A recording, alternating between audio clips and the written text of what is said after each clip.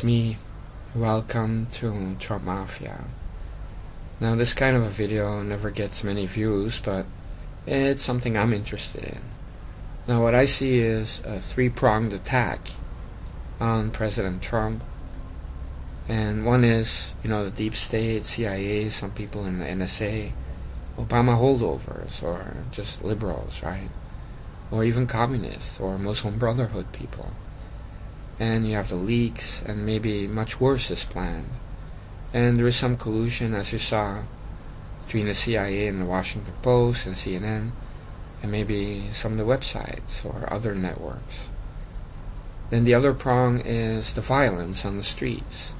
Protests, beating up Trump supporters, intimidation, destroying property, the lies in the media, fake stories, again, in collusion maybe with the CIA, but many of these groups are funded by George Soros, right?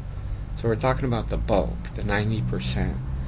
And the Muslim Brotherhood also has its fingers in that pie. Now then you have the third prong, which is really everything related to policies, the government, and the law. So you have the ACLU, which seems to have many Muslims now, which is kind of awkward, right? You have CARE and other Muslim Brotherhood groups, and they're always challenging every law, right? Then you have all the judges that are very biased and liberal. They're activist judges appointed by Obama, even some by Jimmy Carter or Bill Clinton, some even by Bush, liberal judges appointed by Bush. But then you have Congress.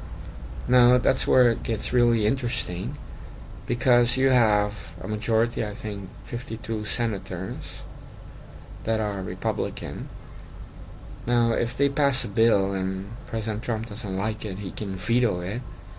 But then if Congress has more than 60 votes, they can override that veto. So in essence, if the Senate gets together 60 senators, they can obstruct President Trump the whole 8 years. And so you had George Soros in a recent interview say as much, that you can obstruct President Trump with the institutions, using the institutions, he said. And basically he's talking about Congress and also the law. But when you're talking about Congress, to get to the 60, it's going to be so easy, right? You have Senator John McCain, Lindsey Graham, it's already 2. Their puppet, Marco Rubio, he's an automatic addition because he will just do anything these two are asking. Then you have the Mormon cabal, Jeff Flake, Mike Lee, and their puppet boy, Ben Sass. I mean, we're talking about 6 already. Okay, that are never Trumpers, or the ones that will obstruct President Trump. So all they need is a couple more senators. And Mitch McConnell, he's a deal maker, so you just never know what he'll do. But I don't see him as being like a loyal right-hand man of President Trump at all. So if there's something that he wants done, he will do it. He can get that group, their extra 4 or 5 senators, easily. And so we're talking about these people having this kind of a majority to thwart and obstruct President Trump's every move. Now, at the same time, you have Paul Ryan, also not loyal at all, with his own agenda.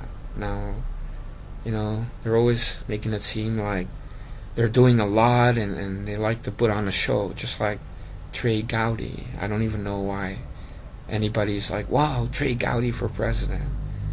I mean, he's just like Paul Ryan, put on a show and say, we're going to do this and we're going to do that, and then nothing ever happens. Like, how many times did Paul Ryan say they're going to repeal Obamacare in the last many years? And same with Trey Gowdy, this hearing, that hearing. But who gets arrested, right? No one. Nothing happens.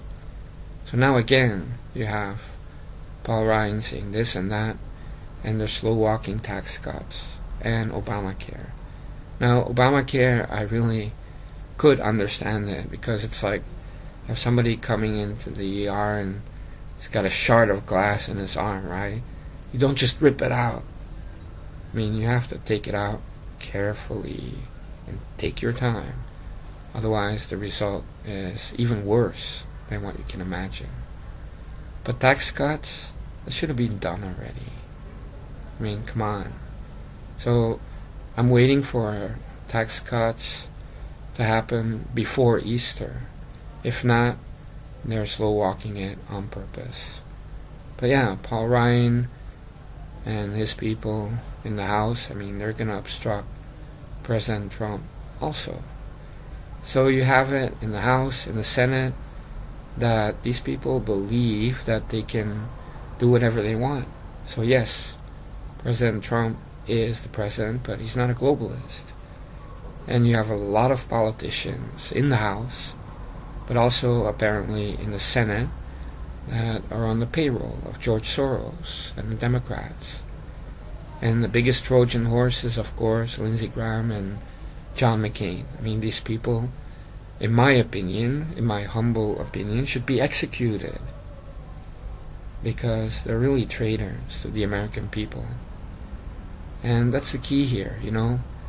When these people are talking like that, George Soros, Mitch McConnell, Paul Ryan, McCain, Graham, even little Rubio, all of them, you know, they're just going against the American people, just like the media doesn't respect the American people.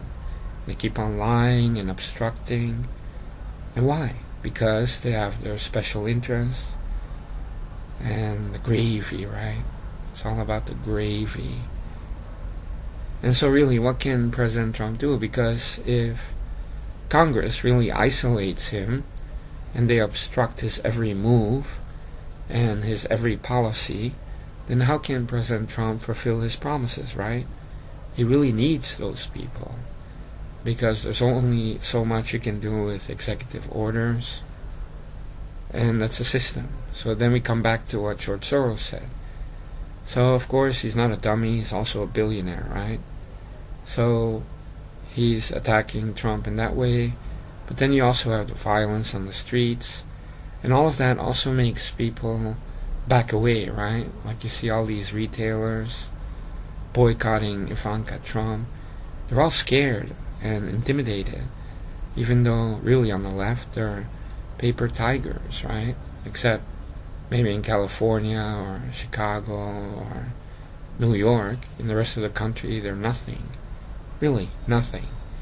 But it seems like they're good at painting a false image. Even you may look at everything that's happening and you will really see the country as being 50-50. But no, it's like 70% supports Donald Trump, and a 30%, mostly in New York and California, are against President Trump.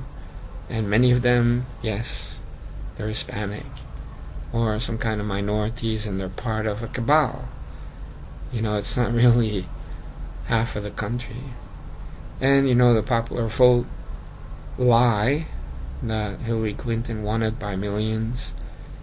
The reason they really did that was to then make it seem like, wow, the majority of the country is really on the left, and they didn't really lose the election.